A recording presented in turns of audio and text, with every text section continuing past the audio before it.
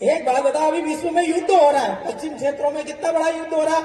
अभी रमजान के अंदर बोलते हैं शांति का त्योहार होता है, शांति होती है भी। इस समय तो किसी को कुछ गाली भी नहीं बक सकते, वो एक दूसरे को मारे जा रहे खमीस के बच्चे है।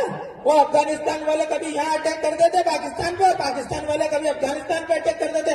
और तो और अभी अमेरिका ने उसको को मारा, उसका नाम था ईरान का राष्ट्रपति खोमेनेई, अली खोमेनेई करके एक ईरान का राष्ट्रपति मरा। वो मरा वहां पर और रो यहाँ पर रहा है, हिंदुस्तान में छाती ठोक रहे हैं। ये छाती पीट पीट के बोल रहे हैं कि हमारा रहबर मर गया।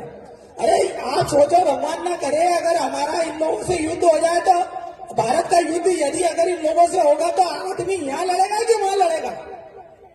अरे अगर उनकी भारत में आस्था नहीं है, इस मातृभूमि में आस्था नहीं है, ये यहाँ की इस वंदे मातरम जनगण मन में आस्था नहीं है, राष्ट्रगीत में आस्था नहीं है, राष्ट्रगान में आस्था नहीं है, इस भूमि के प्रति उनकी श्रद्धा नहीं है, तो उनकी श्रद्धा अरब कंट्री में बस रही। और अरब कंट्री का व्यक्ति मर रहा है जो आतंकवादी संगठन चलाते हैं, जो विश्व में जगह जगह बम फोड़ते रहते हैं, खुद ही बम बांध के कूद जाते हैं, चाहे जहां मर जाते हैं।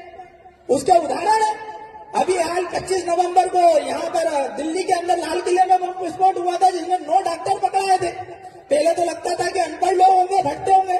देखो तुम्हारे क्षेत्र में हो सकता है इस तरह की व्यवस्था नहीं हो। बाकी एक बात ध्यान रखना, पूरे भारत देश में जो 1500 तहसील है वहां पर हिंदू समाज अल्पसंख्यक हो गया। जहां पर आपकी संख्या भी कम होगी तो यहाँ पर आपको जो आप अपनी संस्कृति के 30 त्योहार नहीं बना सकते, आप अपनी परंपरा के अनुरूप जी नहीं सकते, अपनी परंपरा के अनुरूप। क्योंकि आपको अगर इतिहास देखने में आएगा तो जहां पर उनकी संख्या ज्यादा रहती है वहां पर वो जो है तलवार की नोक पे सलवार पहना देते हैं। जहां उनकी कम संख्या रहती है वहां भाईचारा होता है, जहां संख्या ज्यादा होती है वहां हिंदू भाईचारा हो जाता है। अरे गाय को आप माता में कहते हो, गाय को आप रोटी खिलाते हो, वो गाय को रोटी के साथ खाते, कैसे भाईचारा होगा? भाईचारा इंसानों के साथ होता है, जानवरों के साथ नहीं होता है। ये समझने वाली बात है कि मरने वाला ही ईरान का और दूध यहाँ पर व्यक्ति हो रहा है, तो कितना समझने वाली बात है कि यहाँ पर छाती ठोक रहे हैं। अगर यहाँ छाती ठोक रहे हैं, यहाँ रो रहे हैं, यहाँ बिलख रहे हैं, तो मैं तो ये कहना चाहता हूँ आदरणीय विधायक जी आपके सामने कि माननीय मोदी जी को आप एक लेटर लिखो कि जितने लोग यहाँ रो रहे हैं इनको ईरान पहुंचा दो, ये ईरान चले जाए।